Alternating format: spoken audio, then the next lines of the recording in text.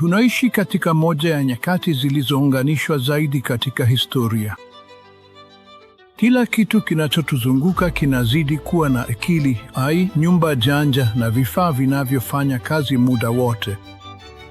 Maisha yamekuwa ya haraka zaidi, rahisi zaidi na yameunganishwa zaidi. Lakini wakati maendeleo haya yote yakitokea, kuna kitu kingine kinachokuwa kimya kimya karibu nasi, kitu ambacho hatuwezi kukiona, kukisikia wala kukinusa. Hata hivyo, kipo hapo muda wote. Fikiria kuhusu maisha yetu ya kila siku. Miaka 20 iliyopita tulitumia muda mwingi zaidi nje. Watu walizungumza ana kwa ana na wengi wetu hatukuwa tukizungukwa kila mara na skrini, mawimbi na vifaa vilivyounganishwa. Je, unakumbuka wazazi wako wakikuambia usikae na simu yako karibu sana muda wote? Wakati huo ilisikika kama ushauri wa kawaida tu. Lakini leo dunia ni tofauti sana. Simu yako, kipanga njia chako cha wifi, vifaa vya Bluetooth, vifaa janja vya nyumbani, vyote hivyo vinatuma mawimbi kila mara.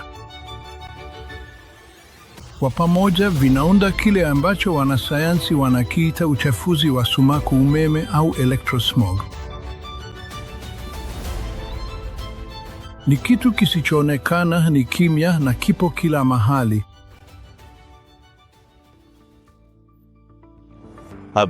Habari zenu nyote. Karibuni katika nafasi yangu ya kuishi. Jina langu ni Simon Loh na leo tutafanya ziara ili kujua hasa ni kiasi gani cha electrosmog ninachokabiliana nacho katika mazingira yangu ya kuishi. Basi twende. Sasa swali ni, tunawezaje kuanza kuelewa kitu ambacho hatuwezi hata kukiona? Naam, tunaanza kwa kukipima. Hii ni EMD100. Inapima na kugundua viwango vya electrosmog vinavyotoka kwenye vifaa tunavyotumia kila siku, na kile inachokifichua kinaweza kukushangaza. Sasa EMD100 inatumia kipimo maalum kinachoitwa AI, ambacho kinasimamia Ambient Electrosmog Index, kielezo cha electrosmog ya mazingira. Ifikirie kama mwongozo rahisi wa kuona kuanzia kanda za kijani, njano, machungwa na nyekundu. Kila rangi inaonyesha kiwango tofauti cha electrosmog katika mazingira yako, na mara tu unapoiona, unaanza kutambua ni kiasi gani cha uchafuzi kipo karibu nawe, hata katika mazingira yanayoonekana kuwa ya amani kama haya. Sasa angalia hii. Vifaa vya kila siku vinapowashwa na kuanza kufanya kazi, kigunduzi kinaanza kuitikia.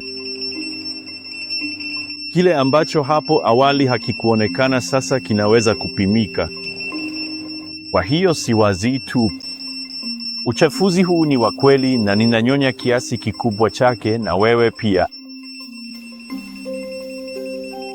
Hata wataalamu wa afya kama Dkt. Satwinder Singh wanaonyesha wasiwasi kuhusu madhara yanayoweza kusababishwa na electrosmog. Ubongo wa watoto kama vile hypothalamus huwa unanyonya nyanja za sumaku umeme mara 1.5 hadi 2 zaidi kuliko mtu mzima. Lakini ukiangalia ubongo wa mtoto unanyonya mionzi ya sumaku umeme mara 10 zaidi kuliko mtu mzima, jambo la kushangaza. Ubongo unanyonya zaidi. Fuvu la kichwa ni jembamba, na kwa sababu ukubwa wake ni mdogo, nikikupa kipimo kile kile, tishu yako ndogo itanyonya zaidi kuliko tishu kubwa. Jambo la kwanza unalopaswa kufanya ni kuweka kifaa kinachotoa mionzi mbali na wewe, kama vile simu za mkononi. Zima vifaa vyote kwenye soketi wakati havijatumika. Namba 3, unaweza kutumia vifaa vya kusawazisha uga wa sumaku umeme, electromagnetic field harmonizers, ambavyo vitasawazisha madhara ya mionzi kutoka kwenye kifaa hicho. Aidha, watafiti wa Kanada kama Dkt. Magda Havas wamechapisha tafiti zinazochunguza jinsi mionzi fulani ya sumaku umeme inavyoweza kuathiri mwitikio wa viumbe hai chini ya hali maalum. Sasa hili ni eneo ambalo bado linafanyiwa utafiti, lakini jambo moja liko wazi: mazingira yetu yanabadilika na hatuwezi tena kuyapuuza. Kwa nini mambo haya yote ni muhimu kwako? kwa sababu mwili wako una umeme. Ubongo wako hutuma ishara. Neva zako husafirisha msukumo wa neva mwilini kote. Kwa hivyo, kiasili wanasayansi wamefanya utafiti pia kuhusu jinsi mawimbi ya nje ya sumaku umeme yanavyoingiliana nasi. Hasa ndani ya masafa fulani yanaweza kuendana na mwili wa binadamu. Sasa najua unachowaza. Hakuna njia ya kutokea. Je, ndio mwisho wa kila kitu? Au kuna mwanga mwishoni mwa njia? Hebu tuzungumzie kile unachoweza kufanya leo ili kuanza kujilinda wewe na familia yako. Tunakuletea M-Ward, kifaa cha teknolojia ya Harmonic kinachoweza kubebeka, kilichoundwa kwa ajili ya ulimwengu tunamoishi leo. Kwa kugusa kitufe kimoja tu, M-Ward hufanya kazi kwa kukandamiza na kuanisha mazingira changamano ya sumaku umeme yanayokuzunguka. Sasa hebu tuone kinachotokea katika muda halisi. Bila M-Ward, unaweza kuona wazi kuwa viwango vya AI kutoka kwa M100 ni vya juu sana kwenye kompyuta yangu ndogo, kwenye kompyuta kibao na kwenye simu yangu mahiri. Sasa tunawasha M-Ward na tazama kwa makini. Muda tu M-Ward inapowashwa, kiashiria cha Harmonic kimebadilika kutoka rangi nyekundu kwenda kijani. Hii inaonyesha kuwa M-Ward inapokuwa hai, mazingira yanakuwa yenye uwiano zaidi. Na viwango vya AI pia vimeshuka hadi kwenye eneo la kijani. Na hiyo inafanya M-Ward kuwa moja ya vifaa vya ulinzi binafsi vyenye nguvu zaidi ambavyo unaweza kuwa navyo. Sasa, ili kuelewa vyema mwingiliano huu, utafiti wa uingiliaji kati ulifanywa katika Chuo Kikuu cha Tunku Abdul Rahman, ukiongozwa na Dkt. Lai Kwan, naibu mkuu wa kitivo cha sayansi. Utafiti huo uliangalia jinsi hali ya mazingira inavyoweza kuathiri mifumo ya kibiolojia.